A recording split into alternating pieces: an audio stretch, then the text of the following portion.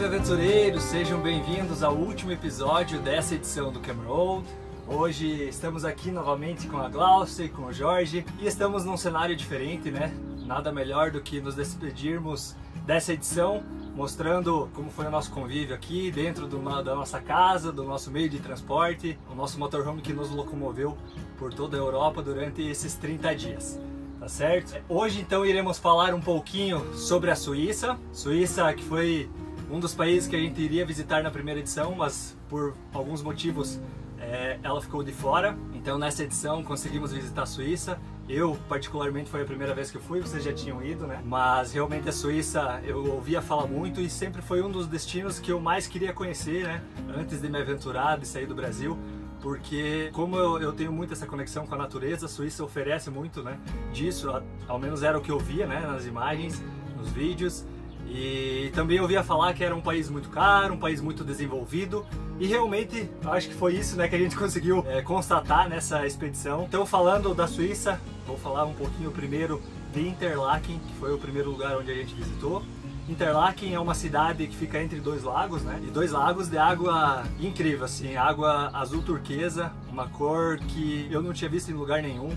Até para gravar dava um sentimento diferente, sabe? Gravando com o drone ali, sobrevoando aquele lago, era simplesmente algo magnífico, algo inimaginável, né? Um lugar muito bonito mesmo. Apesar, né, de ter feito um pouquinho de calor, que a gente não esperava, né? Eu sempre ouvia falar do Suíça que era um lugar frio, nevava e tal. Claro que agora é o verão, mas eu não esperava encontrar tanto calor, né, como a gente encontrou. E é isso aí. Quero ouvir um pouquinho de vocês, o que vocês acharam de Interlaken, se foi mais ou menos o que vocês imaginavam. Acho que vocês já tinham ido, não, né? Não, a gente conheceu da Suíça só Lucerna. Realmente uma cidade muito bonita. Interlaken a gente queria muito conhecer porque a gente via vídeos e eu particularmente não acreditava que a água pudesse ser daquela cor. Pra mim era filtro. E quando você chega, você vê que aquilo é de verdade, você fica sem palavras, realmente, assim, é muito maravilhoso. A Suíça eu acho que de beleza natural é imbatível. Natureza lá, os lagos e rios, todos com aquela cor, é maravilhosa. E a organização também. Né? Tudo funciona, né? É diferenciado, realmente é um país desenvolvido, né? O horário de ônibus, né? Você vê, é tal, minuto tal e o ônibus chega, certinho. Muito bom. Assim, minha impressão foi de fato impactante. É impressionante a cor do lago, enfim, muito bonito mesmo. A cidade muito legal, muito organizada. E a gente via, né, nas reportagens que o pessoal ia trabalhar e voltava, pegando carona ali, boiando no rio, achava que isso era mito e tal, mas é verdade. Acontece mesmo. Nós conseguimos constatar um pessoal boiando, nadando, né, descendo o rio ali, e de fato deve ser uma experiência muito legal. Eu, no momento, não fui, até estava meio chovendo o dia que a gente visitou Interlaken, né? Mas não tive a oportunidade de, quer dizer, não quis, né, descer o rio a nado, mas com certeza vou voltar e vou fazer isso. No dia seguinte, sim, nós fomos para Lauterbrunnen, né? Uma cidade, essa sim é a cidade que eu mais queria conhecer da Suíça, que é a cidade das 72 cachoeiras. É uma cidadezinha, uma vila em meio às montanhas, né? Inclusive tem o pico mais alto da Europa, que é ali o topo da Europa, e também essas 72 cachoeiras que na época de sazonalidade, né, elas ficam mais evidentes. Agora nessa época está um período mais seco, então não foi perceptível, né, tão perceptível essas 72 cachoeiras, mas sim, inclusive a maior de todas elas, né, Stallbach Fall, uma cachoeira de 297 metros de altura, fica bem pertinho da cidade, do centro ali, do centrinho você consegue vê-la. Claro que agora tinha um volume menor de água, né, mas a gente conseguiu fazer uma trilha, chegar até na parte abaixo dela ali. E também conseguimos fazer algumas trilhas ali, aproveitar, conhecer um pouquinho mais dessa cidade, que ela é muito famosa justamente pelo turismo de aventura, né? Tem muitas trilhas, muitas atividades ao ar livre, salto de parapente, enfim, né? Tem várias trilhas ali naquela região. Então a gente conseguiu aproveitar um pouquinho mais, curtir essa natureza da Suíça lá em Lauterbrunnen. O que vocês acharam da experiência em Lauterbrunnen? Pra mim, foi uma das cidades mais lindas. Eu já tinha visto a cidade e fiquei apaixonada. Você conseguir. Esse dia foi um dia que a gente conseguiu sair cedinho. Sim. Então a cidade estava vazia ainda, era 8h30 da manhã, quando a gente estava entrando para fazer a trilhinha atrás da cachoeira. Então tinha pouquíssima gente, a gente conseguiu fazer com tranquilidade, tirar fotos com tranquilidade. Foi muito. E tava fresco esse dia de manhã cedo. Então, esse dia foi, acho que foi o dia que a gente mais andou, né, amor? A gente foi andando para procurar as cachoeiras, ver quantas ainda tinham água, e lá no final a gente viu um teleférico. A gente foi andando até lá para ver que tipo de passeio tinha lá, porque a gente estava sem internet na Suíça. Sim. Então a gente foi descobrindo as coisas meio assim que na hora, e aí chegamos lá no teleférico e subimos. E aí de lá de cima mesmo a gente tem uma vista maravilhosa, e a cidadezinha é linda também, vários hotéis lá em cima, com uma vista espetacular para as montanhas, os picos nevados, muitos restaurantes. Assim, esse dia foi muito bonito. De novo, a Suíça é literalmente impressionante. Tanto a parte de Lauterbrunnen que a gente tem ali com as cachoeiras, com a vista, tudo. Você vê os montes rochosos nevados ao fundo, enfim, fantástico. E aí quando a gente chegou nesse teleférico com a opção da gente subir, ele tem 4 opções de subida, e mesmo na primeira das 4, que era, se eu não me engano, a menor dela, já era 1.600 metros de subida. É o teleférico mais vertical do mundo, mais inclinado do mundo. Então assim, e a vista fantástica. Muito legal, muito organizado, vale a pena. Na Suíça é isso aí, né? Você paga o preço, mas você colhe os frutos, né? Tem uma beleza, tem infraestrutura, segurança. Em nenhum momento a gente se sentiu, sei lá, com algum medo, algum perigo, né? Enfim, tudo muito bem estruturado. O pedágio na Suíça a gente paga um ticket, né? Que vai colado no vidro, então você pode rodar por 1 ano, são 40 francos. Então também, se for comparar aos outros países, se tornou mais barato, né? Porque nos outros países muitas vezes a gente pagava pedágio em pedágio, então somando tudo dava muito mais do que isso, né? Enfim, né? Um país que realmente vale a pena conhecer, e com certeza é um que eu quero voltar e quero fazer muitas trilhas. Lá eu estava incapacitado indo por causa do meu pé, mas na próxima vez que eu voltarei à Suíça, eu quero fazer muitas trilhas, inclusive subir ao Jungfrau, né, o topo da Europa, com meus próprios pés. Então é isso, a Suíça é magnífica. Uma cidade muito famosa porque fica entre 2 lagos dessa cor que vocês veem aí, um azul turquesa maravilhoso. E tem um rio que atravessa a cidade, né? E esse rio ele é famoso porque as pessoas no verão, né, no final do expediente do trabalho, elas voltam para suas casas nadando, né, flutuando pelo rio. Na sequência já voltamos à Espanha, né, fazendo o nosso caminho, o nosso trajeto de volta até Madrid. Mas antes disso, na Espanha, né, nós paramos mais 2 noites, né, numa praia que para mim foi surpresa. Foi mais um grande achado dessa expedição, que foi Lloret del Mar, uma cidadezinha muito pequena, próximo de Barcelona, cerca de 1 hora de Barcelona. E ela tem várias praias, né? Várias praias com areia dourada, água cristalina e muita história e cultura, e é um lugar menos badalado, ou seja, tem menos público, né? Então a experiência naquele lugar ali foi fenomenal, apesar do calor, né? Agora tá fazendo muito calor mesmo. Veio uma corrente de ar quente aqui na Espanha, então tá fazendo muito calor nos últimos dias. Mas a gente conseguiu aproveitar, conseguimos um camping também com uma estrutura fenomenal, uma piscina enorme, então a gente conseguiu aproveitar bastante, além das praias, né? A gente conseguiu tomar um banho de mar. Eu fiz umas trilhas ali entre as falésias, né, de Lloret del Mar, então um lugar realmente muito bonito e não tão agitado quanto outras praias, né, aqui da Espanha. Então gostei demais do lugar, sinceramente eu não esperava encontrar uma praia tão boa assim, né, nessa reta final na Espanha. Então foi muito bacana. E como foi a experiência de vocês em Lloret del Mar, que a gente passou 2 dias, né, um final de semana? Eu adorei também a cidade. O camping primeiro, magnífico. Nossa, que camping bom de ficar, com muita estrutura, banheiros maravilhosos, a piscina maravilhosa, restaurante dentro do camping, mercado, tinha animadores infantis. Muita coisa. Um camping maravilhoso. E a gente caminhava 15 minutos, a gente estava na praia. A gente não se aventurou em fazer trilha porque realmente estava muito calor. Muito calor, estava mais de 40 graus. Então assim, a gente ficou mesmo só descansando. Chegamos no camping, ainda fomos aproveitar a piscina. Então ontem foi um dia mais de descanso para encerrar a chave de ouro. Encerrar o verão aqui na Europa para voltar pro inverno brasileiro, né? Já que lá agora tá fazendo inverno e frio também, né? Então, como foi a tua experiência em Lloret del Mar, Jorge? E Lloret del Mar, muito bonita a cidade, a praia, muito agradável. Pena que estava muito quente, né? Eu estava até lendo hoje mais cedo uma reportagem passagem, aqui na Espanha teve regiões que passaram de 46 graus ontem. A gente facilmente deve ter passado dos 40 graus lá, mas ainda assim deu para aproveitar, deu para tomar um banho de mar, de piscina, foi bem legal.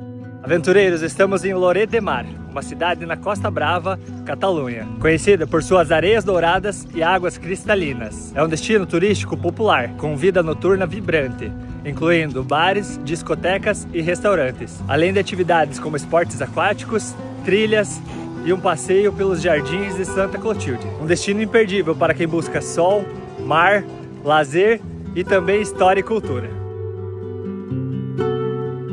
Então é isso, né? Saindo de Lloret de Mar, nós fizemos cerca de 700 km até Madrid, que é onde a gente está agora. E é onde que a gente vai entregar o nosso motorhome amanhã e pegaremos voo então para o Brasil, né, encerrando essa expedição.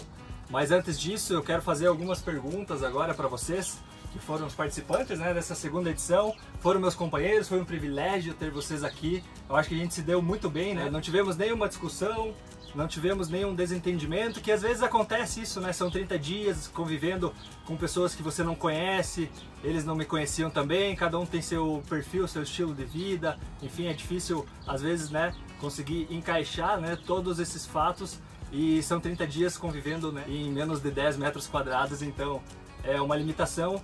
Mas eu acho que a gente deu conta muito bem. Então eu vou fazer algumas perguntinhas para eles, para entenderem um pouquinho quanto eles gostaram ou se não gostaram, né? Para vocês também entenderem como que é essa experiência, né, de motorhome. Para quem nunca fez, muitos de vocês que estão assistindo nunca viajaram de motorhome e gostariam de fazer uma viagem assim, mas não sabem dos pormenores, né, dos detalhes, do que acontece nos bastidores. Então eu vou pedir para eles irem me respondendo e vocês vão conseguindo também ter um pouquinho melhor dessa perspectiva de alguém que participou pela primeira vez, né? Então vamos lá. Qual foi, primeiramente falando um pouquinho de roteiro, qual foi o lugar favorito de vocês? Eu separei por Belezas Naturais, Suíça. É um lugar que eu queria muito voltar por questão espiritual, Assis, para mim é mais emocionante. E eu acho que o mais impactante para mim foram as Dolomitas na Itália. As Dolomitas. Ficou assim, é impressionante o tanto que você se sente pequeno perto daquela grandiosidade. Acho que foi isso.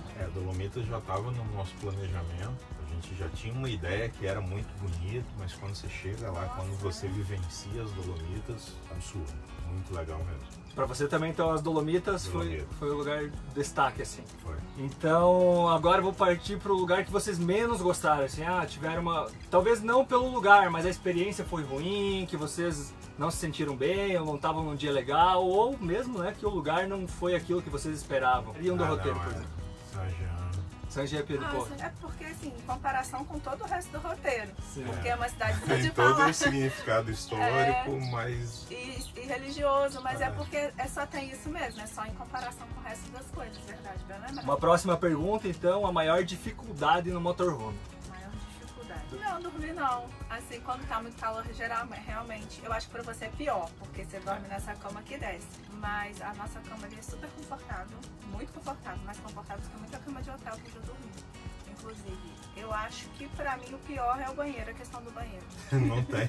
não tem muito o que fugir, não. É o banheiro. A gente chegou a tomar banho no motorhome. Também concordo, o banheiro acho que é um dos piores, apesar de que a gente parando em camping, né, sempre tem uma estrutura muito boa, principalmente aqui na Europa, né, os campings eles já têm uma organização, uma preparação, não é de ontem, né, aqui é uma cultura muito grande que funciona há décadas, então tem muita gente rodando, a gente percebe isso. Inclusive essa é a próxima pergunta que eu queria fazer para vocês.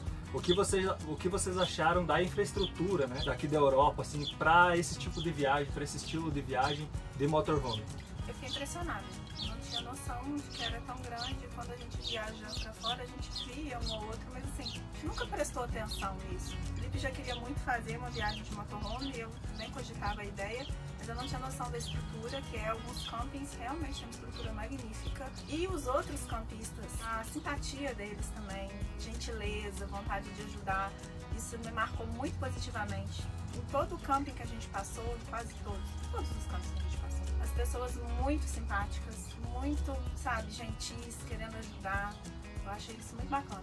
Por mais que tenha dificuldade do idioma, as características de cada pessoa, enfim, o pessoal sempre dava bom dia, seja em italiano, em francês, em alemão, mas essa questão é a camaradagem, né, do pessoal que convive mesmo nos campings, ela chama atenção, é diferenciado. Agora a pergunta é um pouquinho mais pessoal, direcionada a mim, é sobre a direção. Como vocês acharam que eu conduzi, né, dirigindo, nos momentos que eu estava dirigindo?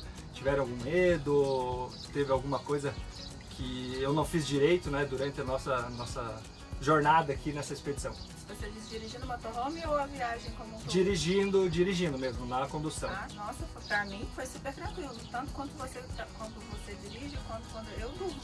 Pra mim foi super tranquilo. Era uma preocupação no início, a gente ficou de olho. Você também, você chegou a falar comigo que se ele não dirigisse bem era pra eu pegar o volante. Antes da gente vir. Ah, foi antes. Não, mas exatamente, isso é a dúvida que fica, né? E por isso que eu tô perguntando. A gente não se conhecia. Exato. Agora... E realmente, às vezes a condução pode fazer uma experiência ser boa ou ruim, né? Pode você passar medo a todo momento. Foi uma preocupação minha, né? O pessoal da produção me perguntou antes que tipo de medo que eu tinha e um dos que eu coloquei, ou o medo que eu coloquei foi da gente ter algum tipo de acidente durante o trajeto. Acabou que, graças a Deus, com o veículo a gente não teve, mas teve o seu acidente, né? De quebrar o pé. Mas... em termos de direção, bem tranquilo. Super cuidadosos, os dois, super cuidadosos. Assim, ruas mais estreitas, cuidado para não arranhar o motorhome, cuidado. Nossa, foi super tranquilo. Cuidar como se fosse casa mesmo. Então, de 0 a 10, que nota vocês dariam pro Cameroon? Nossa, 10, de verdade. 10 de nossa, cheio? Cheio, foi maravilhoso, foi maravilhoso. Assim, eu aprendi a abraçar o inesperado, coisa que eu não costumo fazer nunca na minha vida. Minhas coisas são sempre muito planejadas. E os lugares mais legais que a gente conheceu foi assim... do nada, né? Do nada. Então, assim, abraçar o inesperado pra mim foi maravilhoso. Não, foi uma experiência muito legal, recomendo. Tanto o motorhome em si, quanto esses passeios, né, de você... seja até de carro, tem camping que tem a opção de você ter uma tenda, de você ter uma cabana dentro do camping, enfim. Ou montar barraca mesmo. Ou montar barraca, recomendo, é muito legal, o roteiro ali passando, eu achei, antes de chegar aqui, eu achei que 10 países era um desafio muito grande. A viagem em si, você já passa por alguns lugares que é legal demais. Se você tivesse... Nossa, que lindo, vamos parar aqui. Se você tivesse de trem, se você tivesse de avião, você não ia conseguir conhecer. Então, muito legal mesmo, a nota 10 também. 10? Olha só, fico muito feliz com isso, né? Porque, de fato, a gente não sabe, né, se as pessoas que vão viajar conosco no projeto, né, vão gostar, se não vão gostar. Às vezes vão ter alguma dificuldade, mas essa nota aí diz tudo, né? Passando para a próxima pergunta, então, vocês acharam que o conteúdo produzido durante o Cameroon foi autêntico, ou seja, condiz com a realidade? O que a gente transmitiu aqui no dia a dia? Com certeza, exato, foi isso que a gente viveu.